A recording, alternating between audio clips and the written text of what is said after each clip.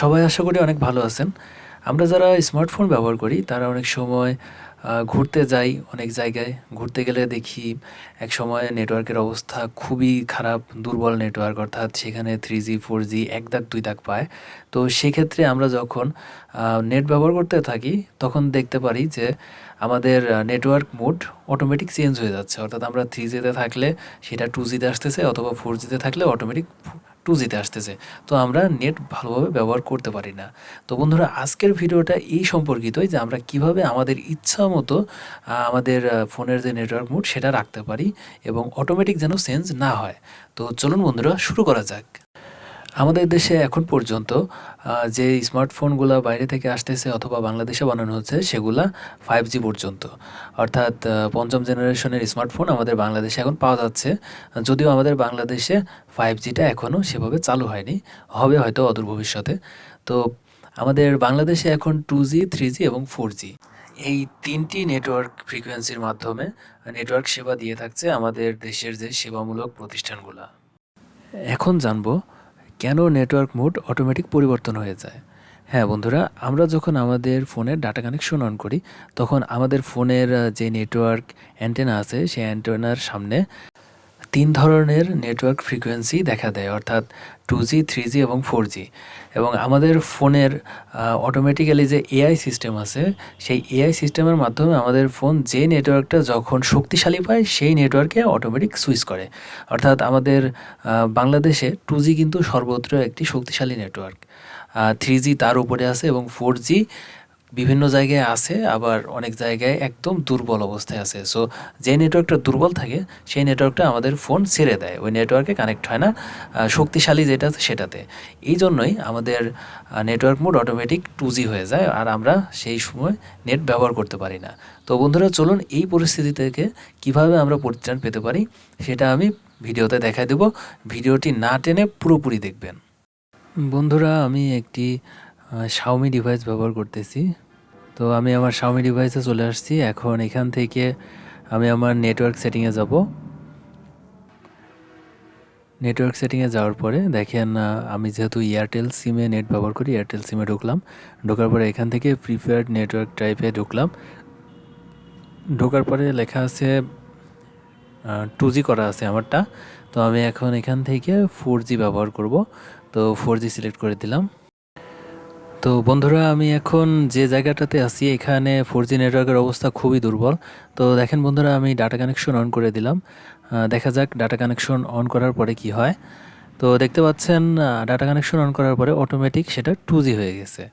অর্থাৎ আমার এইখানে আমি 4G করে রাখছি কিন্তু আমার ডাটা কানেকশন পাচ্ছি আমি 2G। এই সমস্যাগুলোই হয়, অর্থাৎ যেখানে 4G নেটওয়ার্কের অবস্থা খুব খারাপ থাকে, মানে পায় না এরকম একটা অবস্থা, সেইখানে ফোন এরকম আচরণ করে, যে কোনো অ্যান্ড্রয়েড ফোন। তো এখন আমি যদি ইন্টারনেট ব্রাউজ করতে যাই তাহলে বন্ধুরা দেখতে পাচ্ছেন কোনো প্রকার কোনো স্পিড পাচ্ছি না। দেখেন আমার স্পিড মিটারে কিন্তু স্পিড শো করতেছে না এবং ভিডিওগুলোও দেখেন বাফারিং করতেছে, অর্থাৎ নেট কানেকশন পাচ্ছে না। তো এই পরিস্থিতিতে থেকে কিভাবে উত্তরণ করা যায় সেই বিষয়টাই দেখাবো। তো চলুন শুরু করা যাক। এজন্য প্রথমে আমরা একটু নেট কানেকশন দিয়ে নিচ্ছি। নেট কানেকশন দিয়ে আমরা গুগল প্লে স্টোরে ঢুকবো।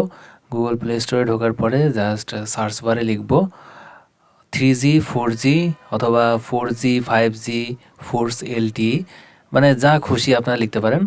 নেটওয়ার্কের নামগুলোতে কিছু না, কিন্তু শেষে লিখবেন ফোর্স LTE। তো দেখেন বন্ধুরা আমি লিখতেছি। তো লেখার পরে আমি জাস্ট সার্চ করব।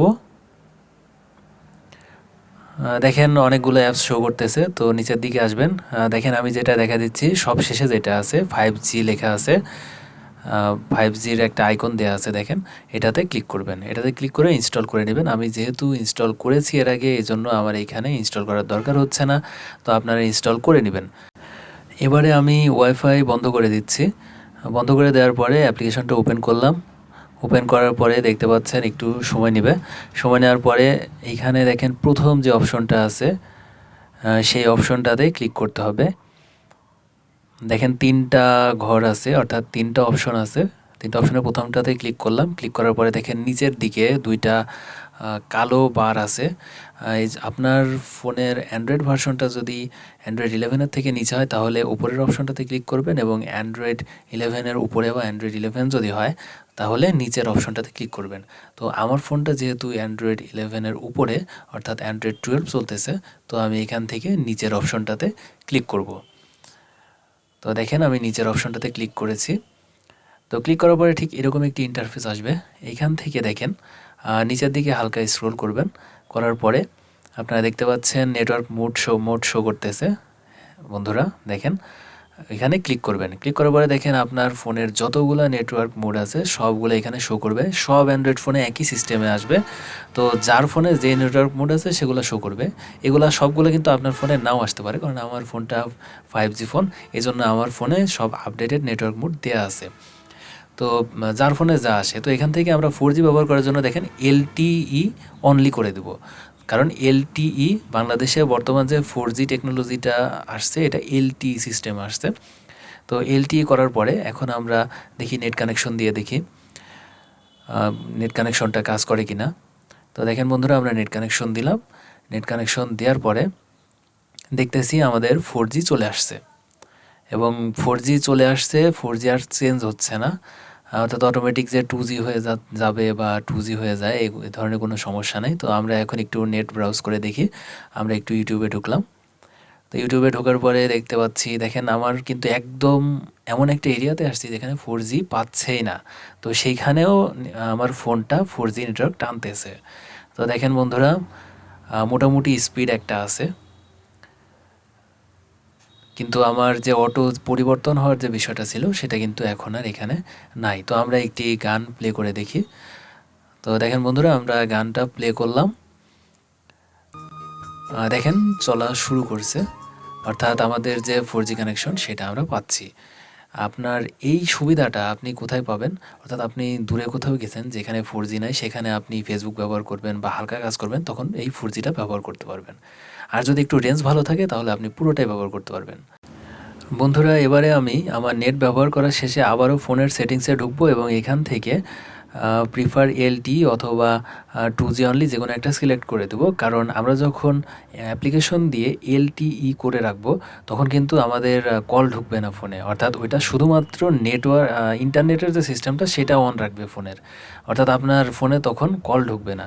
তাই আপনি আবার আপনার প্রয়োজন শেষ করে এসে হয় প্রিফার LTE অথবা 2G 3G যে কোনো একটা মোড অথবা অটো মোড করে রাখবেন। এতে করে কী হবে, আপনার ফোনের যেই প্রতিনিয়ত যে কার্যাবলী কলিং বা আর যা কিছু আছে সব কিছু কাজ করবে। আর আপনারা যখন একান্ত আপনার নেটের দরকার হবে তখন এই অ্যাপ্লিকেশনটা ব্যবহার করবেন, ব্যবহার করে আপনারা নেট ব্যবহার করবেন। আপনারা চাইলে এই অ্যাপ্লিকেশনের মধ্য থেকেও আপনারা অটো সিলেক্ট করে দিতে পারেন। দেখেন LTE অনলি যেই মোডটা আছে মোডের উপরের দিকে আছে সবগুলা মোড মিলায়ে, অর্থাৎ 3G EV2 LTE, দেখেন উপরের যে অপশনটা আছে এটা যদি আপনারা এখান থেকে সিলেক্ট করে দেন তাহলেও এই ফোনের অটো মোডগুলো কাজ করবে। তো আপনারা এখান থেকেও সিলেক্ট করতে পারবেন, অথবা আপনাদের যে ফোনের সেটিংস আছে সেখানে গিয়েও সিলেক্ট করে দিতে পারবেন। তো বন্ধুরা এই ছিল আমাদের আজকের ভিডিওটা অনেক লং হয়ে গেল, কারণ আমি সব কিছু ভেঙে ভেঙে বোঝানোর চেষ্টা করি। কারণ আমি আপনাকে দেখাই দিলাম, আপনি বুঝলেন না, একটা করতে গিয়ে আরেকটা হয়ে গেল, আপনার ফোনে সমস্যা তৈরি হয়ে গেল।